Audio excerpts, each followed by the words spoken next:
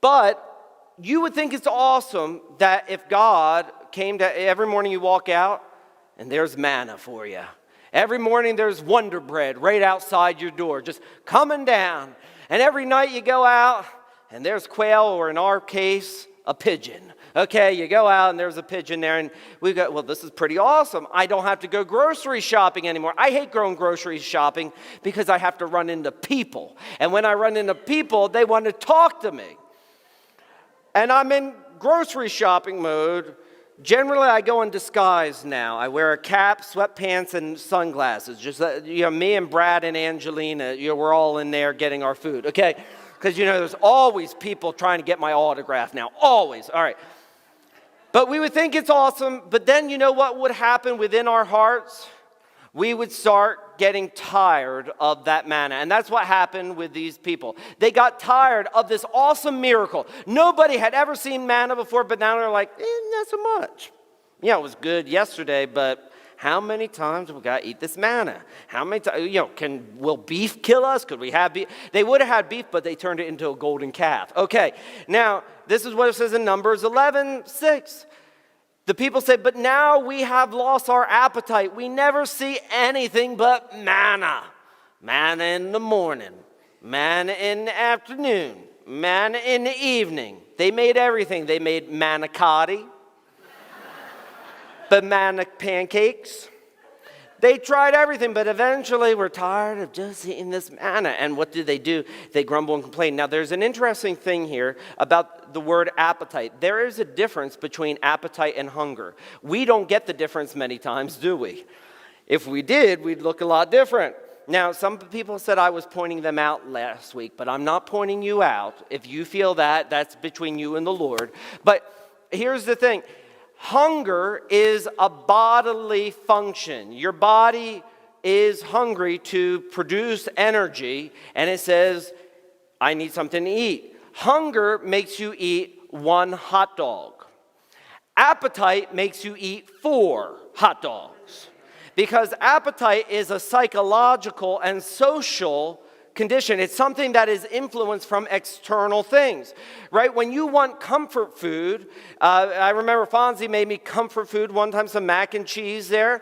Why do we want comfort food, and why do we call it comfort food? Well, it's because it relates to a time in our life when things were better, right? When you were a kid and you didn't have to be an adult today, and everybody gave you your food, and you're like, oh, I get to just sit here in my diaper and poop, and somebody's going to clean it up.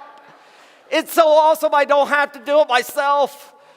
I mean, aren't there days where you're just like, I don't want to clean it up, don't want to do it. And it'd be great to have your mom come along. Can you imagine me and my mom? Hello, Robin. I'm here to wipe your rear end. Okay, right, yeah. And while that sounds awfully nice because I don't have to do any cleanup, at the end of the day, I don't really want my mama down there anymore. And she doesn't want to be down there anymore. So our appetites relate to a thing in our past. It relates to the social things, and people tell you what you need to eat, right? Now, when you go to the movies, they have like the popcorn jumping around and nachos jumping in your mouth through the 3D effect, and you're like, I need to have these nachos. I will not be happy until I have those nachos. And that's how our appetite is influenced. And we need to understand that God provides for our hunger, but He doesn't always provide for those appetites, because those appetites are influenced by the things of this world and not by Him. What the psalmist tells us is, delight yourself in the Lord, and He will give you the desires of your heart. See, when you delight yourself in the Lord, God changes the desires of your heart. Your desires change, and then what will you really desire? More of Him and less of everything in the world. And when you want more of Him, what does He do? He will give you more of Himself. It tells us in Jeremiah, if we seek Him with all of our heart, then we will find Him. It doesn't say if we seek Him with half-heartedness, we will find Him. Only when we seek Him with all of our hearts. So, one of the reasons, unsatisfied. Second reason is comparison. Rabbi Harold Kushner, who wrote, Why Do Good People Suffer?, And he wrote a number of different books. And he wrote that book out of his own wrestling with suffering and pain when his son died. He writes this: nobody suffers in this world except people who want things they cannot have. When you learn not to desire, you will rise above suffering, rise beyond suffering. And think about it. We are only suffering when we sit there and we compare ourselves to somebody else or some mental ideal that never exists, right? Like the perfect marriage doesn't exist. The perfect family doesn't exist. I wanted to tell you something. I have witnessed a lot of families, including my own. And what the comfort that I get is this: that there is no such thing as a functional family because there is no such thing as a functional person. So when you take a bunch of people that are dysfunctional and put them together, you have one big dysfunctional mess. The only time that you get close to a functional family is through medication. And then if you do it without their consent, you might find another family behind bars. But it's when we compare, and envy is actually the greatest source of unhappiness in this world. My church is open and inviting. My church is a place where there's always going to be a merciful response to what I'm going through. They accept me for who I am. I can come regardless of what's going on in my life. It's a place where I feel safe.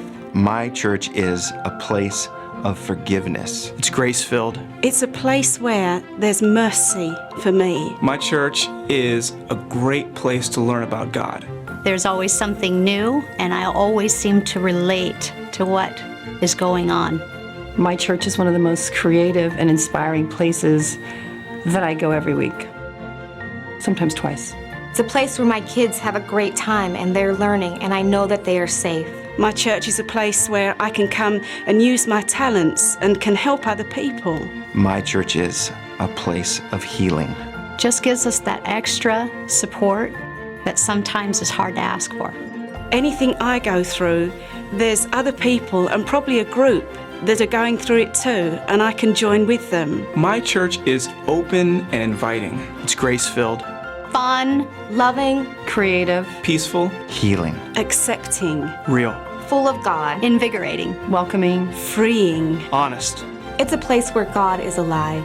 It's my soft place to fall. My church is where my family has started a story. It's a place of hope, healing, forgiveness, and grace. My church brought me back to life.